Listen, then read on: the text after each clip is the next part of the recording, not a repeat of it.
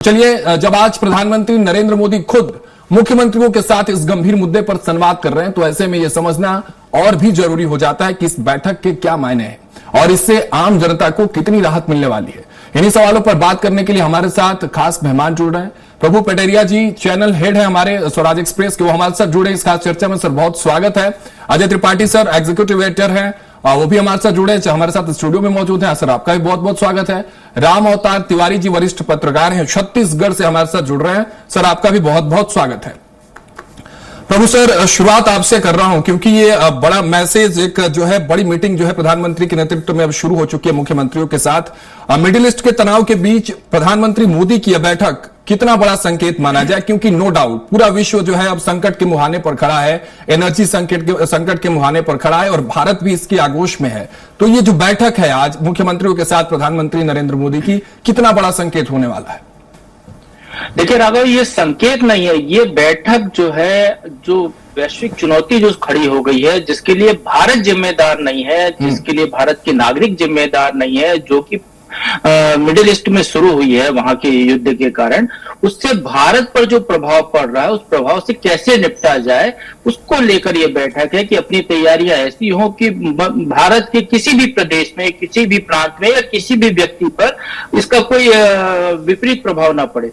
ये उस को लेकर प्रधानमंत्री की चिंता, और वजह इसकी ये है राघव कि 25 दिन करीब हो गए युद्ध को, इस जो लड़ाई चल रही है, और ये लड़ाई रुकती हुई नहीं दिखाई दे रही है। जिस तरीके से चाहे अमेरिका का उसमें दखल हो, जिस तरीके से वो बातचीत कर रहे हो, इजराइल ईरान के बीच में लगातार वार चल रहा है, बाकी के यूएई मिडिल ईस्ट की जो कंट्रीज है उस पर भी लगातार हमले हो रहे हैं, तो इसका जो प्रभाव भारत पर पड़ रहा है कि हमारे पास जो पेट्रोलियम संसाधन है, चाहे एलपीजी की बात करें, पीएनजी की बात करें, पेट्रोल की बात करें, डीजल की बात करें, जो क्रूड ऑयल आता है वो वहां से आता है। हमारा एक्सपोर्ट जो है मिडिल ईस्ट की कंट्रीज में बहुत सारा है, वो प्रभावित हो रहा है क्योंकि आवागमन के साधन बंद है वहां पर युद्ध के कारण। तो बाकी परिवहन की व्यवस्थाएं नहीं हो रही है, तो जो वहां से जो आयात है, जो एक्सपोर्ट हमारा है, और वहां पर जो भारत के लोग फंसे हुए हैं, कई जगह हैं जो काम कर रहे हैं, जो आज यदि विपरीत परिस्थितियों में नहीं हो सकता, आने वाले समय में उनके सामने कोई दिक्कत खड़ी हो जाए, तो उसको देखते हुए उस चैलेंजेस से कैसे निपटा जाए। तो ये पूर्व तैयारी ये कहे कि जब युद्ध लग नहीं रहा है कि खत्म हो रहा है, तो भारत अपनी तैयारी करने जा रहा है, उसी लेकर ये बैठक है प्रधानमंत्री की, और राज्यों से वो जानना चाहते हैं कि उन्हें क्या क्या तैयारी की। हम इस 25 दिन में देखें राघव, तो इस 25 दिन में हमने जब एलपीजी का संकट आया तो हमारी सरकारों ने सबसे पहले उसकी राशनिंग की तैयारी की। उन्होंने कहा भाई 25 दिन में सिलेंडर बुक करिए आप। उन्होंने कहा कमर्शियल गैस का सिलेंडर, इसके वैकल्पिक उपाय कीजिए, जहां बहुत जरूरी है, अस्पतालों में, स्कूलों में, ऐसी जगहों पर उन्होंने पहले कमर्शियल गैस के सिलेंडर उपलब्ध करा। जैसे ही आपूर्ति सुचारू कर ली गई तो उसके बाद फिर बाकी जगह भी देना शुरू कर दिया। वही हाल पेट्रोल डीजल का है कि उसकी भी व्यवस्थाएं पर्याप्त है। सरकार का दावा है 60 दिन का स्टॉक देश में मौजूद है, लेकिन पैनिक कहीं ना कहीं फैल रहा है क्योंकि वो लड़ाई थम नहीं रही है। लोग न्यूज देख रहे हैं, उसको लेकर जिस तरीके की बातें हो रही, तो उन तमाम चीजों से कैसे निपटा जाए उसकी तैयारी के लिए बैठक है राघव। ठीक है, बिल्कुल। अजय सर आपका रुख करता हूं। चुनौतियां दरवाजे पर दस्तक दे रही हैं और ये बात खुद प्रधानमंत्री नरेंद्र मोदी देशवासियों को संदेश देते हुए खुद सदन से भी कहा था कि तैयार हो जाइए। वो काल जो कोरोना काल में हमने देखा, वो काल जब रूस और यूक्रेन के युद्ध के समय हमने देखा, वो वैश्विक संकट एक बार फिर से हमारे दरवाजे पर खड़ा है। लेकिन चुनौतियों के साथ साथ जब रणनीतियों की बात आई है तो हमेशा एक मैनेजमेंट मंत्र के साथ, क्राइसिस मैनेजमेंट मंत्र के साथ, जब भी तंत्र मुसीबत में रहा हो तो प्रधानमंत्री नरेंद्र मोदी जरूर सामने नजर आए हैं। क्या एक संदेश यह भी हो सकता है कि मुख्यमंत्रियों के साथ तालमेल बिठाना, समन्वय बिठाना और लोगों के बीच, जिस तरह से प्रभु सर अभी बात कर रहे हैं कि पैनिक वाली जो स्थितियां बैठी हुई है, वो लोगों के बीच भी वो बात जाए और लोगों का विश्वास और भरोसा भी सरकार पर रहे कि सरकार चिंतित है आपके लिए? स्वाभाविक रूप से जो प्रभु जी बात कह रहे थे वही सही है बिल्कुल, कि पूरा देश एकजुट है, ये मैसेज देना। देखिए इस संकट जो मिडिल ईस्ट का संकट था, वो इजराइल और अमेरिका जिस तरह से लड़ाई कर रहे थे लगातार होते, हमारा जहाज वहां पर रुक गए, होजुम दर्रे से जहाज नहीं निकल पा रहे, तमाम संकट है। लेकिन उसमें भी सबसे बड़ा मुद्दा जब पाकिस्तान मीडिएटर की भूमिका, अमेरिका ने जब पाकिस्तान से हाथ मिला, पाकिस्तान को एक तरह से मीडिएटर की भूमिका मिलाए, तब मध्य एशिया के लिए और विशेषकर भारत के लिए एक बड़ी चुनौती हो गई है, क्योंकि पाकिस्तान का उससे हाथ मिलाना या पाकिस्तान का मिलिट्री ग्रुप में शामिल होना हमारे लिए बड़ी चुनौती है।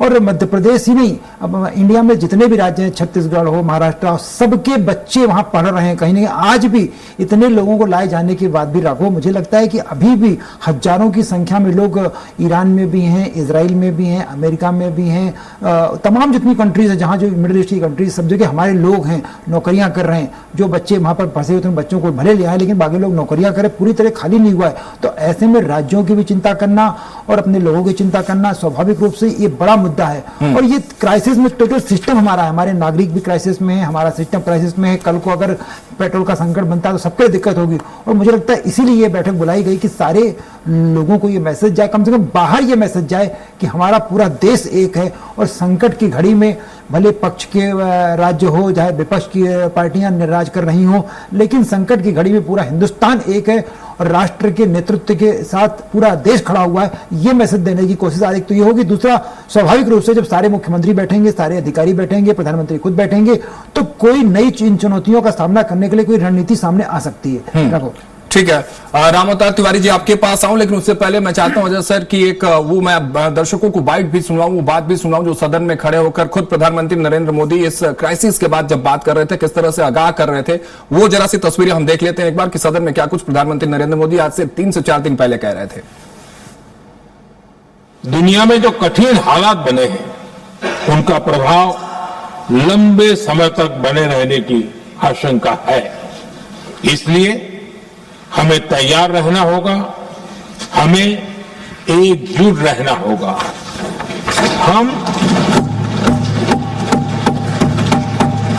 हम कोरोना के समय भी एकजुटता से ऐसी चुनौतियों का सामना कर चुके हैं। अब हमें फिर से उसी तरह तैयार रहने की आवश्यकता है। धीरज के साथ, संयम के साथ, शांत मन से हमें हर चुनौती का मुकाबला करना है।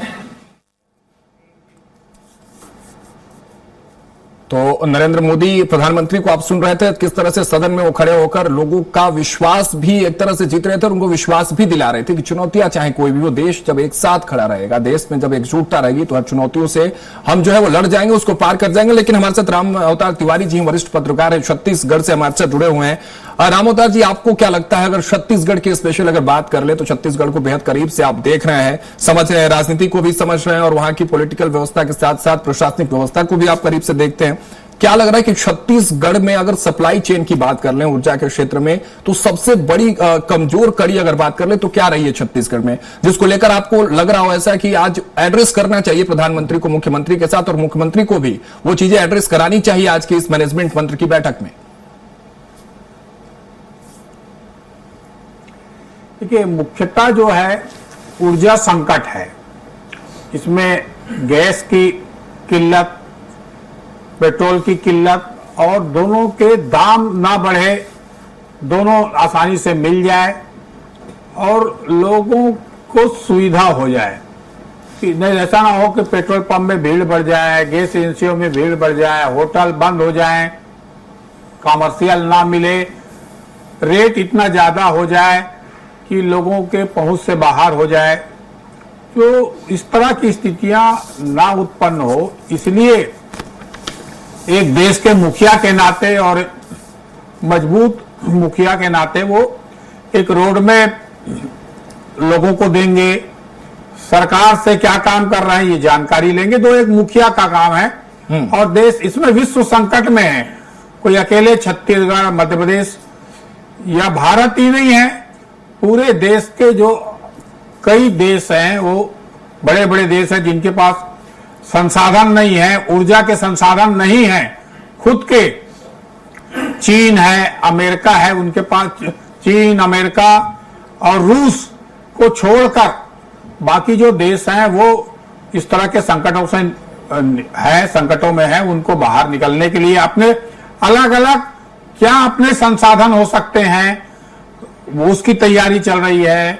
उसमें लोगों के बीच संदेश जाए कि सरकार काम कर रही है, सरकार इस दिशा में काम कर रही है और हमसे ज्यादा वो हम लोग पास जो स्रोत हैं उनसे ज्यादा स्रोत उनके पास है, वो विश्व में क्या स्थिति है, आगे क्या हो सकती है, ये तमाम स्थितियों के आकलन करने के बाद तो एक मुखिया को पूरे विश्व, पूरे देश की जनता को समझाने के लिए, प्रशासनिक अधिकारियों को समझाने के लिए, एक संदेश देने के लिए कि मैं हूं, चिंता मत करिए, बाकी व्यवस्था की जाएगी, जहां पर संकट रहेगा उसको करेंगे, तो एक अच्छा संकेत है। क्योंकि लोगों के मन में बेचैनी है, बेचैनी अलग अलग तरीके से है।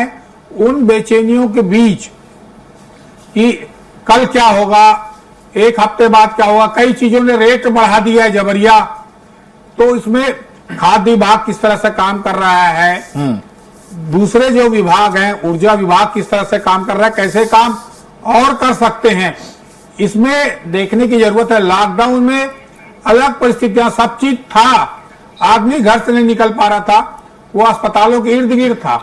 तो चलिए राम अवतार जी, आपको जरा सा रोकता हूं थोड़ी देर। वो तस्वीर हम स्क्रीन पर अपने दर्शकों को दिखा रहे हैं, पहली तस्वीर है और ये एक्सक्लूसिव तस्वीर हम दिखा रहे हैं। राम अवतार जी, आपके पास लौटूंगा। ये तस्वीरें, पहली तस्वीर हम दिखा रहे हैं जब वीडियो कॉन्फ्रेंसिंग के जरिए प्रधानमंत्री नरेंद्र मोदी के साथ तमाम वो मुख्यमंत्री जुड़े हुए हैं और जिनसे वो चर्चाएं कर रहे हैं। वो पहली तस्वीर इस वक्त हम आपको दिखा रहे हैं और यह तस्वीर सुखद है। तस्वीरों में भले ही मुख्यमंत्रियों के चेहरे साफ न दिखाई दे पा रहे हो, क्योंकि बहुत सारे सीएम इसमें आपको मध्य प्रदेश के मुख्यमंत्री मोहन यादव उसमें नजर आ रहे होंगे, छत्तीसगढ़ के भी मुख्यमंत्री विष्णुदेव साय भी नजर आ रहे होंगे। लेकिन ये बैठक की पहली तस्वीरें जब प्रधानमंत्री नरेंद्र मोदी के नेतृत्व में यह बैठक और इस वैश्विक संकट पर पीएम मोदी का ये टीम इंडिया मंत्र की सारे राज्य एक साथ मिलकर जब इस चुनौती में एक साथ खड़े होंगे तो इस चुनौती को पार कर लिया जाएगा। लौटूंगा आपके पास राम अवतार जी। प्रभु सर, मैं आपसे समझना चाहता हूं कि ये मुख्य रीजन क्या है। हालांकि नीतियां बन जाती हैं, रणनीतियां बन जाती हैं, चर्चाएं हो जाती हैं, बातचीत हो जाती है और बातचीत आज भी जरूर हो ही रही है, लेकिन भारत कितना तैयार है? क्योंकि पहले हम झेल चुके हैं, कोविड से भी पहले तमाम ऐसे वैश्विक संकट,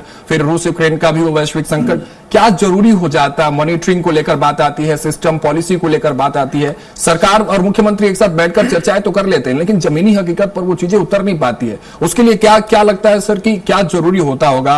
लॉजिस्टिक, इंफ्रास्ट्रक्चर या मॉनिटरिंग, इन तीनों में से महत्वपूर्ण कड़ी क्या रहती होगी?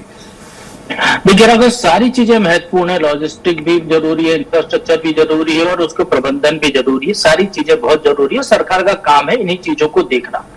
सरकार उद्योग नहीं लगाती है, लेकिन उद्योग धंधे जो चलाने वाले हैं उनको तमाम सहूलियतें मिले कि उनका उद्योग ढंग से चल सके, उनको कच्चा रॉ मटेरियल मिले, वो जो उत्पादन कर रहे हैं उसकी खपत देश में हो सकती है, विदेश में हो सकती है, वो सारी चीजें देखना ही सरकार का काम है। इससे देश की आय बढ़ती है, आम नागरिकों के संसाधन सरकार बनाती है उससे। तो ये अभी की जो परिस्थितियां हैं, निश्चित तौर पर भारत कई बार ऐसी परिस्थितियों को झेल चुका है। आपको याद होगा अटल बिहारी वाजपेयी जब प्रधानमंत्री थे, जब हमने परमाणु परीक्षण किया था, तो उस समय अमेरिका ने सैंक्शन लगा दिए थे, उस तमाम सैंक्शन को हमने झेला।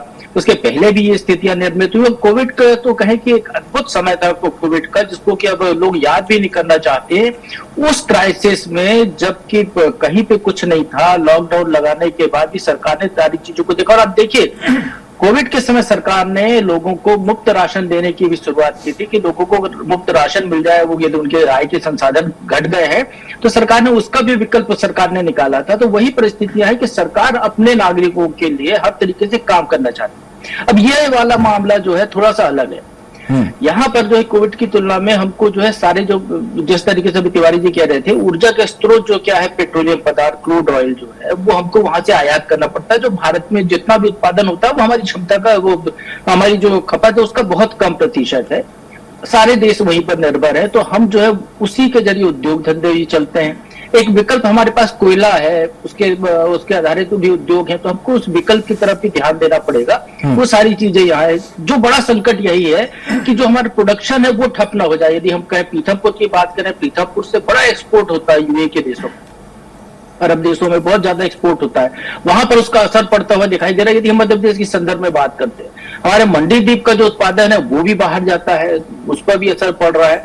हम जो आयात करते हैं रॉ मटेरियल वहां से जो आता है, जिसके दम पर हमारे आगे बाकी की चीजें बनाकर हम बेचते हैं, वो उसका संकट खड़ा हो रहा है। तो ये सारी चीजें कहीं ना कहीं प्रभावित कर रही है हर वर्ग को, चाहे उच्च वर्ग हो चाहे निम्न वर्ग हो। यदि हम सिर्फ इसको गैस का सिलेंडर से नापें या इसको पेट्रोल से नापें या डीजल से नापें, तो ये उचित नहीं होगा। इसका बहुत व्यापक असर देश की अर्थव्यवस्था पर, देश के नागरिकों पर पड़ता हुआ इस युद्ध का दिखाई दे रहा है।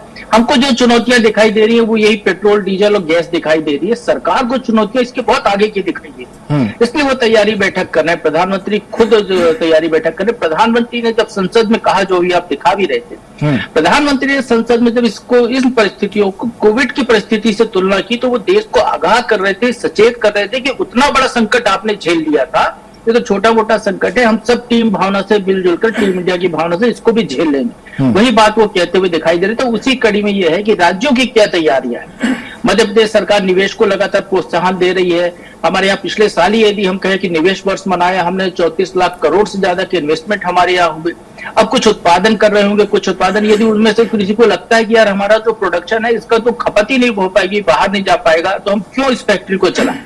तो नुकसान इसका मध्य प्रदेश का भी हो रहा है, देश का भी हो रहा है। तो इन तमाम परिस्थिति, ये भी एक चैलेंजेस है जिससे निपटने की भूमिका राज्य सरकारों की, उनको आश्वस्त करें कि उनको वैकल्पिक ईंधन हम मुहैया करा सकते हैं, वैकल्पिक उपाय हम कर सकते हैं। अब देखिए ये हम इसको इस तरीके से भी देख सकते हैं कि अमेरिका ने हम पर जब टैक्स का बोझ लगाया तो भारत सरकार ने ईयू के साथ जो है एग्रीमेंट कर लिया, व्यापार का ट्रेड समझौता कर लिया। हमने एक वैकल्पिक रास्ता अपनाया ना उसका, कि यदि अब अमेरिका में नहीं बेच पा रहे हैं आप, तो यूरोपियन देश में हमारे लोग बेच लेंगे। हमको जो चीजें वहां से नहीं मिल पा रही वो हम वहां से दूसरी जगह से ले लेंगे। तो वो सारी चीजों पर बातचीत होगी। अब यदि मध्य प्रदेश के मुख्यमंत्री इस चर्चा में शामिल है तो स्वाभाविक तौर पर ये पेट्रोल डीजल गैस पर बात नहीं होगी, बात इस पर भी होगी मध्य प्रदेश में जो उत्पादन हो रहा है वो एक्सपोर्ट यदि रुक रहा है तो उसको कैसे, उसका दूसरे रास्ते से या दूसरे देशों में उसकी संभावनाएं तलाशी जाए। जो इम्पोर्ट होना है उसकी संभावनाएं दूसरी जगह पर तलाशी जाए, इससे अर्थव्यवस्था को गति मिलती है। वो सारी चीजें अब जिस तरीके से तिवारी जी कह रहे थे कि अमेरिका जैसे देश सक्षम है, अमेरिका जैसा देश जो सक्षम होने के बावजूद पेट्रोलियम के मामले में उसने अपने तेल के 8 टैंकर पाकिस्तान का झंडा लगाकर निकाले। मतलब उनको भी तेल की क्राइसिस है, वो भले युद्ध कर रहे हो लेकिन उनको भी चाहिए कि क्रूड ऑयल उनके यहाँ आ जाए, उसके दम पर उनके आगे के उद्योग धंधे चल सके, बाकी चीजें आपूर्ति हो सके। तो ये सारी परिस्थितियों को देखते हुए इस चैलेंज को कैसे स्वीकार किया जाए। अब हम सारे मुख्यमंत्रियों के साथ एक साथ बैठक करने का आशय ये है कि तमिलनाडु तो चुनावी राज्य है, यदि हम तेलंगाना की बात कर ले, यदि आंध्र प्रदेश की बात कर ले, वहां जो उद्योग लगते हैं, या कर्नाटक की बात करें जहां आईटी का हब है हमारा, वहां की जो कामकाज का तरीका है या वहां के जो व्यापार का लेन देन है वो दूसरे तरीके का है। मध्य प्रदेश का दूसरे तरीके का है, हिमाचल का दूसरे तरीके का है, जम्मू कश्मीर का किसी और तरीके का, वहां के उत्पाद जो है जो एक्सपोर्ट होते हैं वहां पे जो चीजें आती है। तो ये सारी चीजें, पूरा देश चूंकि विविधताओं से भरा हुआ भारत देश है, तो हर जगह के राज्य की अलग अलग परिस्थितियां हैं। उन सारी चीजों को समझना, उसके अनुरूप देश की एक रणनीति बनाना, एक कार्य योजना बनाना, वो लिहाज से ये बैठक हो रही है। और ये बैठक केवल ऐसा नहीं कि सिर्फ मुख्यमंत्रियों को बुला लिया हो, इसकी सूचना पहले दे दी गई थी। और स्वराज एक्सप्रेस पर राघव आपने खबर चलाई, शायद हमने देखा था, तैयारियों को लेकर मुख्यमंत्री खुद बिल्कुल चीफ सेक्रेटरी अनुराग जैन लगातार इसको लेकर बैठकें कर रहे थे। इस बैठक की तैयारी को लेकर प्रदेश में हर वर्ग को, मतलब जितना भी हमारा कामकाजी वर्ग है, चाहे आम आदमी हो, चाहे उद्योग धंधे हो, चाहे पेट्रोल डीलर एसोसिएशन हो, हर का, चाहे कपड़ा उद्योग हो, चाहे वो हमारा जो खाद्यान्न का उत्पादन हो, वो सारी चीजों को लेकर उन्होंने समीक्षा की कि इसका कहाँ पे असर पड़ा है, कहाँ असर पड़ सकता है, कहाँ इसमें पड़ने की संभावना है और इसको दूर करने के उपाय क्या है। तो एक पूरा इसका रोड मैप बनाया गया है, वो सारी चीजें यहाँ पर डिस्कस होंगी। राघव बिल्कुल ठीक है। अजय सर, इसी बात को मैं आगे बढ़ाते हुए आपसे समझना चाहता हूं, क्या समय आ गया, क्योंकि प्रधानमंत्री नरेंद्र मोदी आपदा में अवसर की बात करते हैं, आवश्यकता ही आविष्कार की जननी होती है, इस तरह की बात करते हैं, तो क्या अब समय आ गया है कि भारत एक अपने जो विकल्प की बात प्रभु सर कह रहे थे कि हर राज्यों की अपनी संस्कृति, अपने कल्चर, उनके पास अपने स्टॉक्स हैं, उस पर बातचीत आज होगी। ये तो साफ तौर पर संकेत जो है वो मिल ही रहे हैं, प्रभु सर ये बात करें, लेकिन क्या अब समय आ गया है कि long term security, energy security पर भी आज विचार इस बैठक में, इस चर्चा में देखने को मिल सकती है, क्योंकि भारत अब नए मॉडल के साथ इस जो मैनेजमेंट मंत्र जो प्रधानमंत्री नरेंद्र मोदी मुख्यमंत्रियों को दे रहे हैं, उसमें एक नया मॉडल, कुछ नया विकल्प भी देखने को मिले, इस पर भी विचार हो। देखिए विचार तो होगा राघव, मुझे लगता है इसमें 3 टारगेट हैं। मैं समझ पा रहा हूँ पूरी सिस्टम को इतने दिनों से कि पहला टारगेट तो उनका ये होगा कि सारे राज्यों के मुख्य, देखिए मध्य प्रदेश, हिंदुस्तान के बारे में सब पूरे हिंदू वर्ल्ड को पता है कि अलग अलग पार्टियां हैं, अलग अलग सिस्टम है, क्राइसिस मैनेजमेंट अलग ढंग से होता है, पॉलिटिकल सिस्टम अलग ढंग से होता है, तो सब लोग अलग अलग मानते हैं। लेकिन एक तो बाहर को, दुनिया भर को ये मैसेज देना कि किसी भी क्राइसिस के समय में हम सब एक हैं, टीम इंडिया है, एक मैसेज ये बाहर वालों को देना है। ये पूरी इस व्यवस्था का मतलब, ये बार बार कहा जाता है कि वो मोदी के खिलाफ है, वो इसके खिलाफ है, लेकिन ये बैठक ये तय करती है कि सब कुछ एक है, इंडिया एक है, सारे राज्य एक हैं, सब कुछ एक है। एक मैसेज ये। दूसरा मुझे लग रहा है कि प्रधानमंत्री देश को ये मैसेज दे, ये विदेश को मैसेज चला गया, दूसरा देश को ये मैसेज देना चाहते हैं कि आप चिंता मत करिए, कोई दिक्कत नहीं है, पेट्रोल, डीजल, पेट्रोलियम, गैस, आपके बच्चे जहां पढ़ रहे हैं, आपके परिवार वाले जहां नौकरी कर रहे हैं विदेशों में, वहां से उनको सुरक्षित रखने, सुरक्षित लाने की जिम्मेदारी के लिए पूरा देश एकजुट है। तो ये मैसेज देश को, विदेश को मैसेज, देश को मैसेज, प्रदेश को मैसेज कि भाई इस संकट में आपके यहां पर पेट्रोल डीजल हम आपको बराबर दे रहे हैं, आपको सारी व्यवस्था की जाएगी, आपके लोगों को सुरक्षित लाया जाएगा, पर आपके प्रदेश में कोई काला बाजारी न होने पाए, स्टॉकिस्ट बदमाशी न करने पाए, जो बिचौलिए हैं वो कोई बेईमानी न करने पाए, जो लोग बाहर फंसे उनके लाने के लिए कोई धंधा न करने पाए। तो मुझे लग रहा है कि विदेश को मैसेज, देश को मैसेज, प्रदेश को मैसेज, तीनों स्थिति में मैसेज देने की रणनीति इस बैठक की मुख्य चीज है। और दूसरा राघव, मुझे समझ में आ रहा है कि इंडिया में जब बात होती है तो बहुत सारी चीजें ऐसी हैं, जैसे मान लीजिए उसमें बहुत सारी स्टेट शामिल होती हैं, उन स्टेट को मैसेज जाए कि मिलजुल के काम करना। मान लीजिए जैसे कि अपने मध्य प्रदेश में गुना में एनएफएल के पास जो वहां पर गेल इंडिया का वो है बॉटलिंग प्लांट है, गैस अथॉरिटी ऑफ इंडिया का बॉटलिंग प्लांट है, उसके लिए गैस आती है हजीरा गुजरात से। वो लाइन जो गैस लाइन है वो हजीरा HBJ लाइन कहलाती है, हजीरा विजयपुर जगदीशपुर। वो लाइन हजीरा यानी गुजरात से चलती है, विजयपुर यानी मध्य प्रदेश आती है, फिर वो लाइन जगदीशपुर यानी उत्तर प्रदेश जाती है। तो तीनों राज्यों में कोऑर्डिनेशन बना रहे कि उनको बराबर गैस की सप्लाई होती रहे, बॉटलिंग होती रहे और गैस के सिलेंडर सबको पहुंच सके।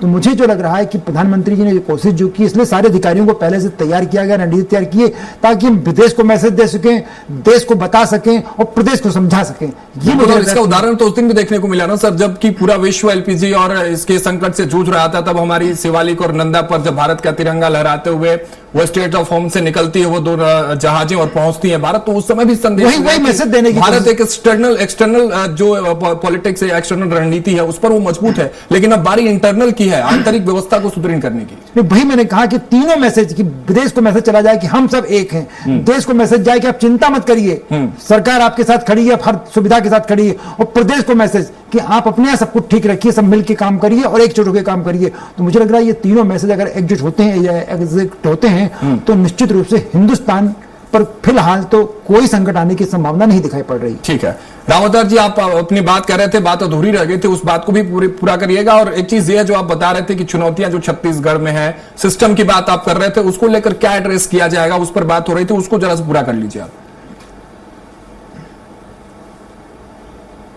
तो जी पहले ये कूटनीतिक तौर पर भारत ने सफलता हासिल की है कि एक तरफ अमेरिका है, दूसरी तरफ ईरान है, दोनों से एक तरह से समन्वय बनाते हुए अपने जो संसाधन है कैसे भारत तक पहुंचे, भारत में समस्या पैदा ना हो, इसमें उसने सफलता पा ली है। तो राष्ट्रीय स्तर पर उनकी जो रणनीतियां हैं वो एक तरह से सफल होती जा रही है, कूटनीतिक सफल होती जा रही है।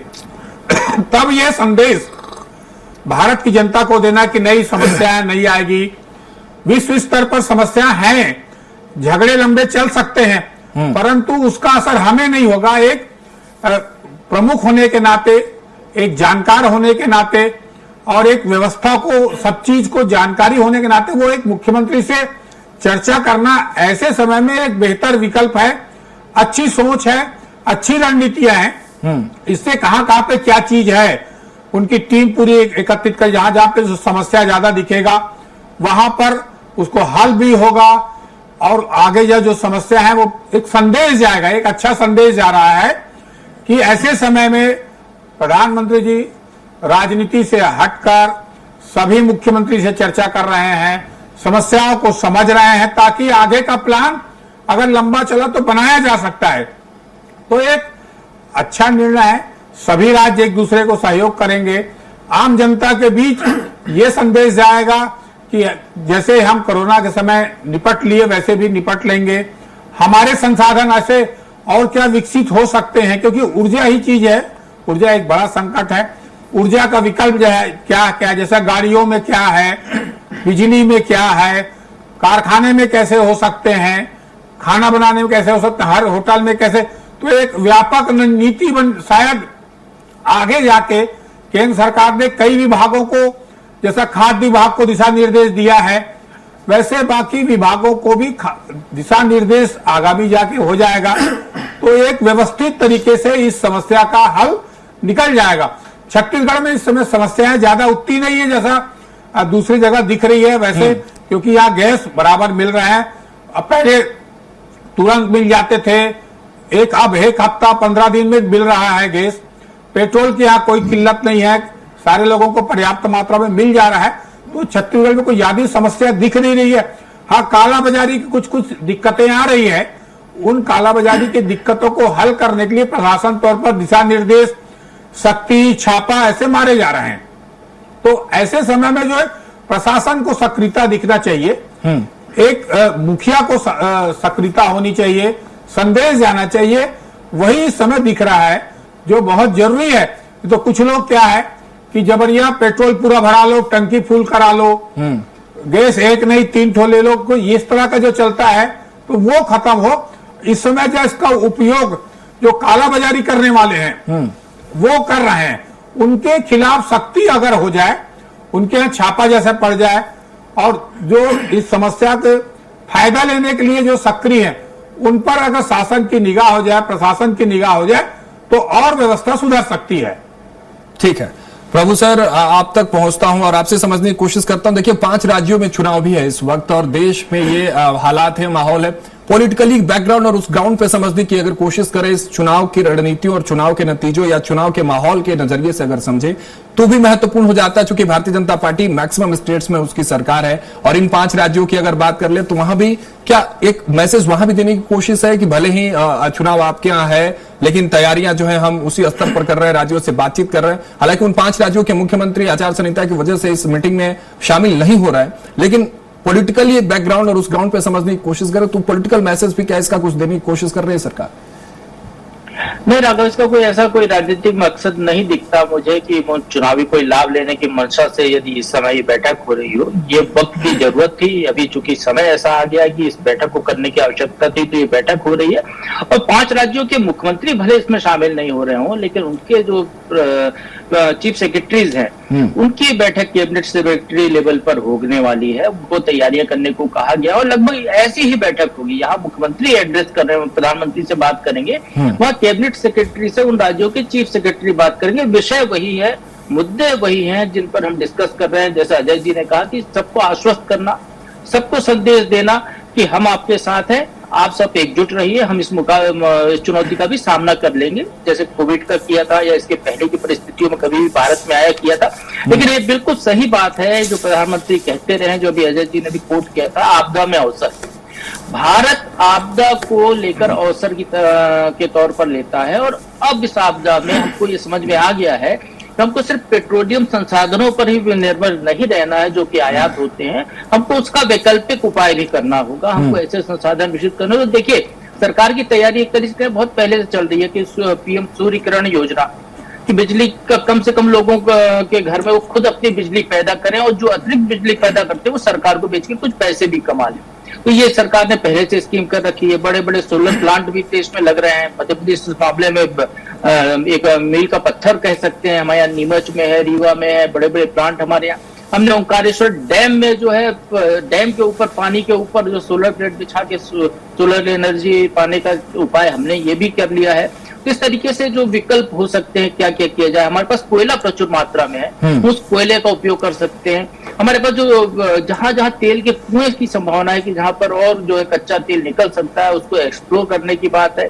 हमको देश को इससे जो है और मिनरल्स किस तरीके से हमको अपने खोजने होंगे और नए तरीके से, क्योंकि भारत की धरती भी विविधता से भरी हुई है, अलग अलग जगह अलग अलग चीजें हैं, तो उसको भी देखना होगा। तो सारी चीजों को देखते हुए, और सबसे बड़ी बात है यदि आपका एक्सपोर्ट नहीं हो रहा है तो एक राज्य का उत्पादन दूसरे राज्य में खप जाए, दूसरे राज्य का पहले राज्य में आ जाए, और इसका को लेकर कोई एक रास्ता निकाला जाए। वो सारी चीजें यहाँ पर जो है इसमें मीटिंग में डिस्कस हो रही होंगी निश्चित तौर पर। इसके बाद जो कार्य योजना आएगी हमारे सामने वो समझ में आएगा कि ये मीटिंग कितनी फ्रूटफुल रही है और किस तरीके से राज्यों ने, क्योंकि केंद्र सरकार को राज्यों की वर्तमान परिस्थितियां क्या हैं, राज्यों की क्या आवश्यकताएं हैं, वहां पर क्या चुनौतियां फेस हो रही हैं। जैसे अभी रामोताल जी बता रहे हैं छत्तीसगढ़ में जो है पेट्रोल डीजल गैस की कोई समस्या नहीं, लेकिन दूसरे राज्यों में है, तो उसको कैसे फेस किया जाए। तो वो सारी चीजों के बारे में यहाँ पर डिस्कस होगा कि लोगों में पैनिक ना फैले, आम आदमी की जरूरत की चीजें उसको समय पर उपलब्ध होते जाए,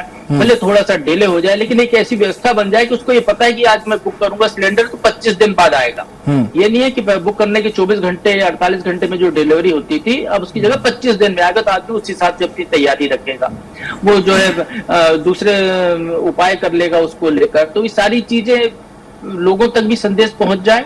वो यदि हम ऐसा भी काम करते हैं कि गैस पर निर्भरता कम कर लेते हैं अपने घर में, तो भी हम देश की मदद ही कर रहे हैं। इस लड़ाई में भारत के उस परिवार का योगदान भी यहाँ पर दिखाई दे रहा है। तो सारी चीजें यहाँ पर दिखेंगी।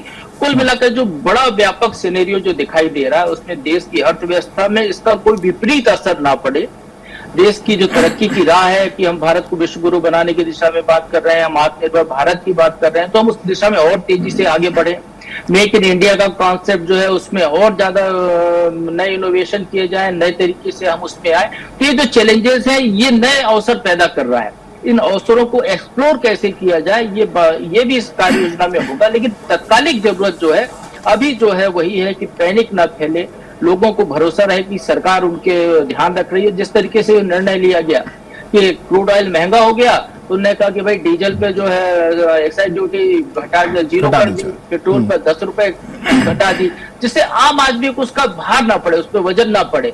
ये सरकार का जो काम है वो सरकार करती हुई दिखाई दे रही है। तो इस तरीके से लगातार मत, नहीं तो पाकिस्तान जैसी हालत हो जाए कि पाकिस्तान ने कहा कि साहब वहां से तो आ नहीं रहा, बहुत महंगा आ रहा, उन्होंने रेट बढ़ा दिए, उन्होंने कहा कि आपको राशनिंग कर दी उसकी, वो या बांग्लादेश देख लीजिए। तो वो भारत में नहीं हो रहा है। भारत में सरकार लोगों के साथ है, लोगों की मदद करती हुई दिखाई दे रही है, लोगों से सहयोग भी अपेक्षित इसमें है कि वो सरकार जिस कदम राह पर चल रही है उसमें वो उनके सहभागी बने और कुल मिलाकर देश की अर्थव्यवस्था को, देश के लोगों के भरोसे को बरकरार रखा जाए।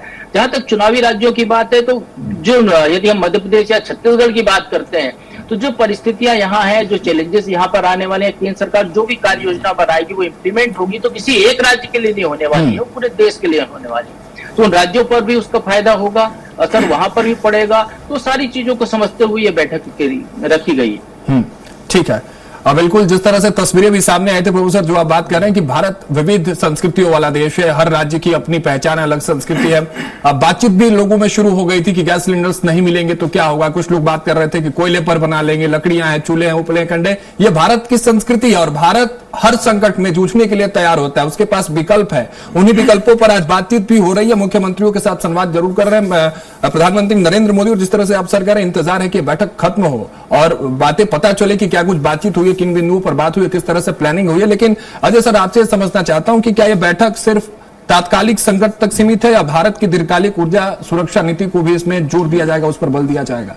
उस नीति को मजबूत बहुत बहुत बढ़िया सवाल आपने किया है कि देखिए हम लोग जितना पिछले 14 साल में 2014 से लेकर अभी तक या उसके पहले भी नरेंद्र मोदी को जितना समझते हैं, चाहे वो गुजरात के मुख्यमंत्री के रूप में रहे या भारतीय जनता पार्टी के जब संगठन महामंत्री हुआ करते थे तब के रूप में देखा हम लोगों ने, कि मैंने, प्रभु जी, रामोताल जी ने, तीनों ने नरेंद्र मोदी को तब से देखा है जब वो पार्टी के संगठन महामंत्री हुआ करते थे। छत्तीसगढ़ में पहली सरकार जब बनी थी तब नरेंद्र मोदी जी ही थे वहां पर प्रभारी।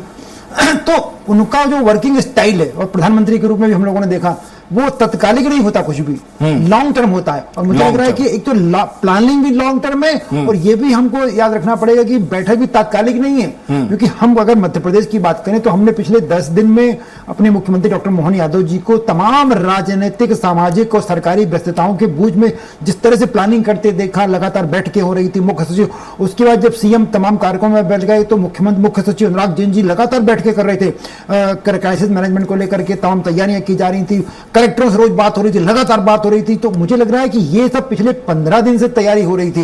ये तात्कालिक बैठक भी तात्कालिक नहीं है, 15 दिन से तैयारी हो रही थी। सारा डाटा तैयार किया गया, कितना एजेंडा है, कितनी जरूरतें हैं, कितना उत्पाद है, कहां कैसे हो सकता है। मुझे लग रहा है कि मुख्यमंत्री की इसके पहले अमित शाह जी से, नरेंद्र मोदी जी से लगातार बैठक भी हुई। तो मुझे लग रहा है ये सब कुछ सब कुछ लगातार प्लान किया जा रहा है। तो 10-12 दिन 15 दिन की सरकारी तैयारियों के बाद ये बैठक होने जा रही है। मुझे लग रहा है कि ऐसी बैठकें छत्तीसगढ़ में भी होंगी, इसी तरह की बैठकें उड़ीसा में होंगी, महाराष्ट्र में होंगी, सभी जगह इस तरह तैयारी के बाद आज ये बैठक हो रही है। और जब ये बैठक हो रही है 15 दिन की तैयारी के बाद, तो मुझे लग रहा है कि आने वाले कम से कम 4 महीने का प्लान लेकर के ये बैठक तय की जाएगी। कि दिखेगा जब आज इसके जो तमाम डाटा आएंगे, तो मुझे लग रहा है कि आने वाले 4 महीने, 5 महीने, 6 महीने युद्ध कितना भी लंबा खिंच सकता है। भारत की क्या तैयारी होगी, भारत कैसे युद्धेगा, राज्यों की रणनीति क्या होगी, केंद्र की रणनीति क्या होगी, केंद्र और राज्यों में समन्वय कैसे होगा, इन सारे मुद्दों पर चर्चा होगी। और मुझे लग रहा है कि एक लॉन्ग टर्म की पॉलिसी बनेगी कि भविष्य में अगर ऐसी स्थिति बनती है, मान लीजिए युद्ध 10 दिन 15 दिन में समाप्त हो जाता है, पर भविष्य में फिर कभी ऐसा होता है, तो हम, क्योंकि हमको सबक मिल गया, कोरोना आया तो हमने सबक लिया, ऐसे एक नया सबक हमारे लिए। तो मुझे लग रहा है आपकी बात से बिल्कुल सहमत हूं कि एक लॉन्ग टर्म की पॉलिसी बनेगी और लॉन्ग टर्म की पॉलिसी तय करेगी आने वाले बाकी समय में कैसे हम भारत को एक विश्व गुरु की भूमिका में निभाने के लिए तैयार कर सकते हैं। ठीक है, बिल्कुल सही बात है, क्योंकि कार्य प्रणाली जो है, कार्यशैली प्रधानमंत्री नरेंद्र मोदी की जिस तरह से आप अपने अनुभव से बता रहे हैं त्रिपाठी सर, 2014 के बाद आप जिस तरह से बताया कि किस तरह से उनको देखा है कार्य करते हुए, अलग शैली और प्लानिंग की जा रही होगी। वास्तविक बात है, प्रभु सर भी वही बात कर रहे हैं कि अचानक कुछ नहीं हुआ है। मुख्यमंत्री अपने अपने अधिकारियों के साथ, सेक्रेटरी के साथ बैठक कर रहे होंगे, तैयारी कर रहे होंगे, प्रेजेंटेशन तैयार कर रहे होंगे, और आज जब मीटिंग में वो बैठे हैं तो अपनी बात रखेंगे तैयारी के साथ कि उस स्टेट के पास क्या है, क्या चाहिए, कितना बैकअप है, किस तरह से वो सहभागी हो सकते हैं संकट के दरमियान, देश के लिए किस तरह से टीम इंडिया में अपनी बैटिंग, आप जिस तरह से कहे कि अपनी भूमिका किस तरह से निभा सकते हैं। लेकिन रामोतर तिवारी जी, आपसे समझ लेता हूं कि देखिए, जब भी बात होती है ना ऐसे संकट पर, प्रधानमंत्री नरेंद्र मोदी बैठते हैं मंत्रियों के साथ, अधिकारियों के साथ, आज जब मुख्यमंत्रियों के साथ बैठे, सिर्फ निर्देश नहीं देते हैं। मुझे लगता है कि अजय सर आप भी इससे जो है वो सहमति इस पर देंगे, और प्रोफेसर की सिर्फ निर्देश नहीं देते हैं, वो सहभागिता की बात करते हैं कि राज्यों की तरफ से उनको एक जो है सहभागिता के तौर पर उनको आमंत्रित भी करते हैं। छत्तीसगढ़ किस तरह से तैयार होगा, अगर बात की जाए छत्तीसगढ़ से, प्रधानमंत्री नरेंद्र मोदी के आह्वान के बाद जो देश कठिन हालात बने हैं उनका प्रभाव, तो रामोतर तिवारी, छत्तीसगढ़ की किस तरह की भूमिका रहने वाली है अपने प्लान्स, अपने बैकअप्स, अपने उस वैकल्पिक व्यवस्था के साथ इस संकट की घड़ी में? तो ये इस बहुत त्रिपाठी जी ने बहुत बढ़िया बात, बहुत सारी चीजें की है, उनमें सारे विस्तृत बात कही है। एक चीज है जो कि मोदी जी जो है आज को देखते हुए कोई काम नहीं करते, कल को देखते हुए करते हैं। जैसा हमें पूरा देश देखा है, कोरोना काल में स्टार्टअप कितने सारे आए और कई चीजें पूरे देश में, पूरा दृश्य ही बदल गया। तो मुझे लगता है ये जो हो रहा है इस समय, इससे पूरा देश और पूरा विश्व एक नया विचार मंथन की तरफ जाएगा। जैसे छत्तीसगढ़ में लंबे समय से एनेथाल के मंजूरी देने की मांग उठ रही थी कि उससे जो है पेट्रोलियम का उत्पादन होगा, पेट्रोलियम का कम लगेगा, परसेंटेज ज्यादा लग जाएगा, तो एनेथाल के उपयोग करने से सरकार को फायदा होगा, किसानों को फायदा होगा, और जो आत्मनिर्भरता है पेट्रोल के प्रति वो एक तरह से कम होगी। तो इस तरह की जो नीति है, लंबे समय से मांग भी उठ रही है, विचार विमर्श भी हो रहा है, परंतु फैसले नहीं हो पाए। तो इस तरह से कुछ बड़े फैसले होंगे, कुछ बड़े चीजों पर सरकार मंथन करेगी, कुछ चीजों को छूट देगी, क्योंकि दिनों दिन जो ऊर्जा पे आत्मनिर्भरता कम करने की सरकार की योजना पहले से है, इसीलिए पीएम सूर्य योजना चल रही है और कई योजनाएं चल रही है। आप देखते जो स्कूटी है वो आप देखिए पेट्रोल के अपेक्षा इलेक्ट्रिक गाड़ियों का तेजी से सभी लोग ला रहे हैं, बहुत तेजी से बढ़ रहा है। और क्या क्या उपाय हो सकते हैं पेट्रोलियम के प्रति आत्मनिर्भरता कम हो, और नए विचार किस तरह से हो सकते हैं, सब चीज समझ आएगा। इसलिए भविष्य में लग रहा है कि सरकार कोई क्रांतिकारी कदम, नया स्टार्टअप की तरफ इस बैठक के बाद ले जाएगी, कदम उठाएगी, ताकि जनता को राहत मिले और दीर्घकालीन में और मानव संसाधन का सही उपयोग हो पाएगा।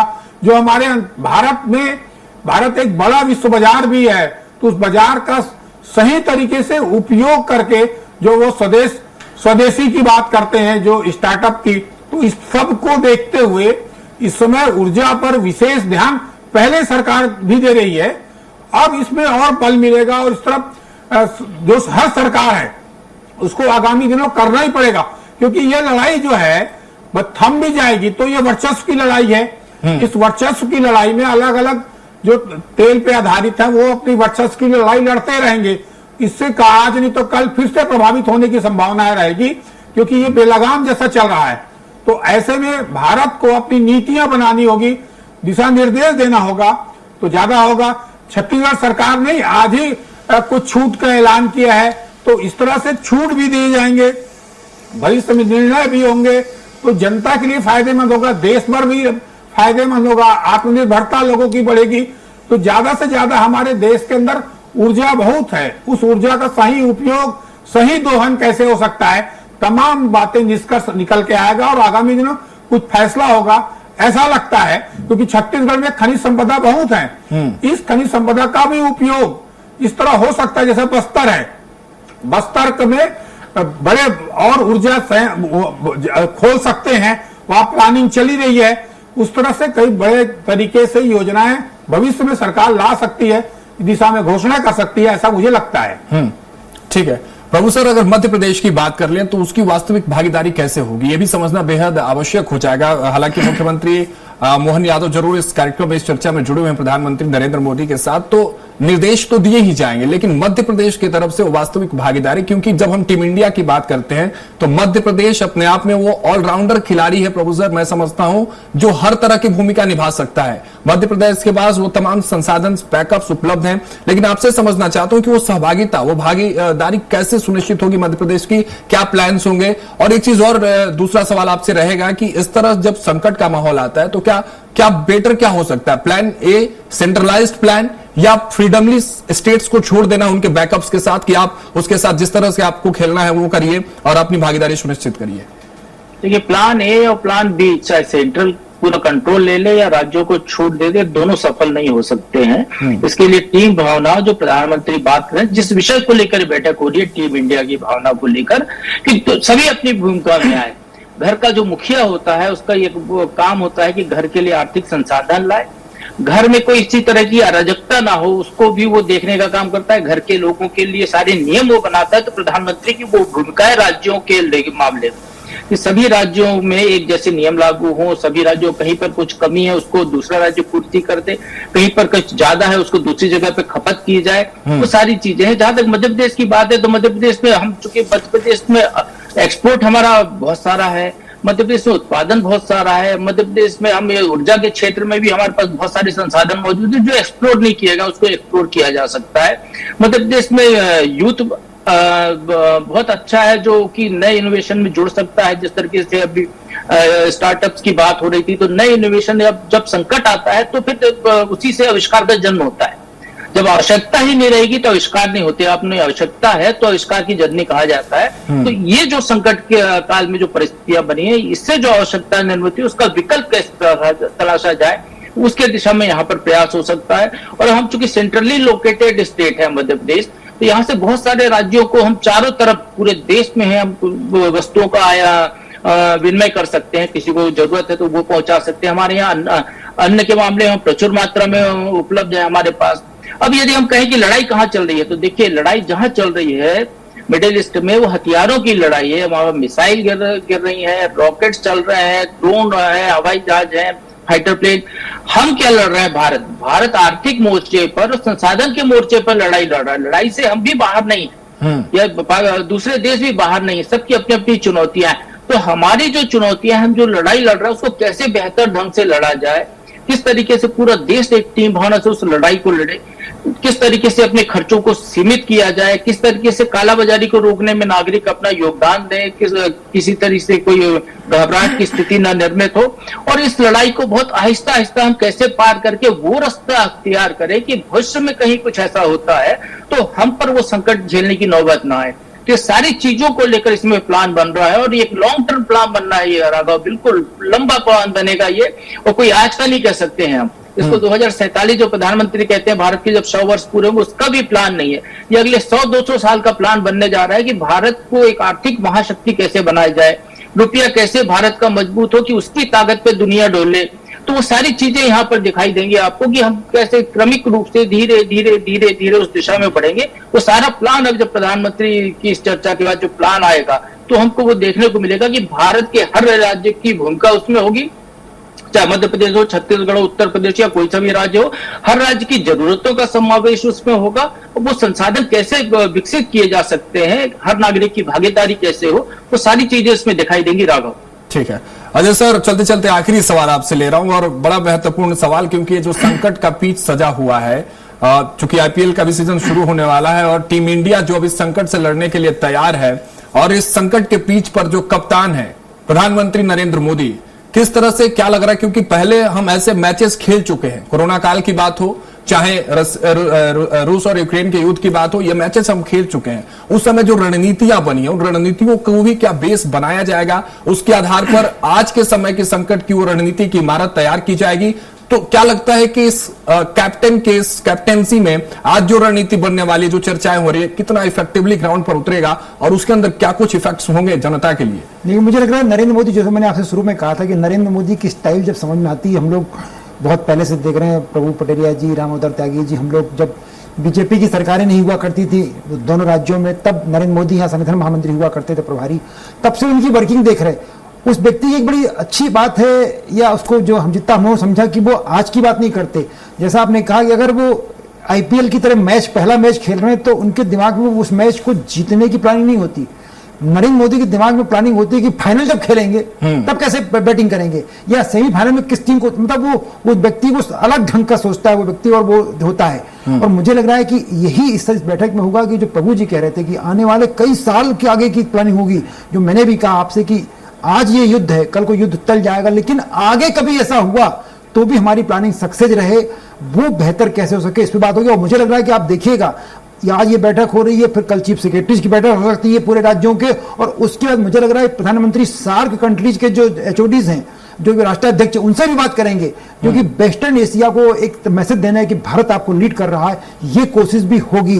बिल्कुल आप समझिए कि एक टीम इंडिया का मैसेज और टीम इंडिया के कैप्टन का मैसेज, भारत की एकजुटता का मैसेज, भारत की ताकत का मैसेज, ये देने की कोशिश प्रधानमंत्री जरूर करेंगे, ताकि विश्व को भी लगे कि हम अब वो भारत नहीं है जो भारत आज से 25 साल पहले, 30 साल पहले हुआ करता था। मजबूत भारत, सशक्त भारत खड़ा हुआ है। और बड़ी सिंपल सी बात होती है कि नरेंद्र मोदी के बारे में जब बात होती है, फिर एक वो सोच लेते हैं कि जतन से बिछाई बारूदी सुरंगों में जब किसी ने लगा दिया हो पलीता, तो शिखर पर चढ़ते इंसान को क्या फर्क पड़ता है कि हारा या जीता। क्या बात है, शानदार पंक्तियां भी आपने भारत के लिए समर्पित कर दी, और भारत के इस कप्तान के लिए भी आपने जो समर्पित की है, वही तस्वीर भारत आज दिखाने की कोशिश कर रहा है। वैश्विक पटल पर यह दिखाने की कोशिश कि भारत हर संकट से लड़ने के लिए तैयार है, भारत हर संकट, हर चुनौती को दूर भगाने की क्षमता जो है वो भारत के पास है, और यह तभी संभव हो पाएगा जो शुरुआत से बात प्रभु सर ने कही, जो अजय सर लगातार कर रहे थे, और राम अवतार तिवारी सर भी यही कह रहे थे कि जब भारत एक साथ खड़ा होगा, ये जो पांचों उंगलियां जब मुट्ठी बनेगी, तो किसी भी चुनौती की दीवार को गिराने में सक्षम होगी, और उसी सक्षमता का परिचय आज भारत देने वाला है। इस बैठक के बाद देखने वाली बात होगी कि किन बिंदुओं पर बात होती है, क्या चर्चाएं होती है, और हर राज्य के लिए क्या कुछ फैसले आते हैं, और राज्यों की सहभागिता जो बात हो रही थी वो किस तरह से सुनिश्चित होती है। फिलहाल इस चर्चा में शामिल होने के लिए प्रभु सर आपका बहुत बहुत शुक्रिया, जुड़ने के लिए अजय सर आपका बहुत बहुत शुक्रिया, और राम अवतार तिवारी जी आप भी हमारे साथ जुड़े, छत्तीसगढ़ की बारीकी से आपने बात कही, आपका बहुत बहुत शुक्रिया हमारे साथ जुड़ने के लिए। तो कुल मिलाकर पश्चिम एशिया में छिड़ा यह संकट सिर्फ एक क्षेत्र तक सीमित नहीं है, इसका असर पूरी दुनिया के साथ साथ भारत पर भी साफ नजर आने लगा है। तेल से लेकर महंगाई तक, अर्थव्यवस्था से लेकर सुरक्षा तक, हर मोर्चे पर चुनौती खड़ी है। ऐसे में प्रधानमंत्री नरेंद्र मोदी का टीम इंडिया मंत्र कितना कारगर साबित होगा, यह आने वाले दिनों में साफ हो जाएगा। फिलहाल नजर इस बात पर रहेगी कि केंद्र और राज्य मिलकर इस वैश्विक संकट का सामना कैसे करते हैं, और आम जनता को इसका कितना असर झेलना पड़ता है। इसी के साथ इस खास चर्चा में बस इतना ही। आप देखते रहिए स्वराज एक्सप्रेस। नमस्कार।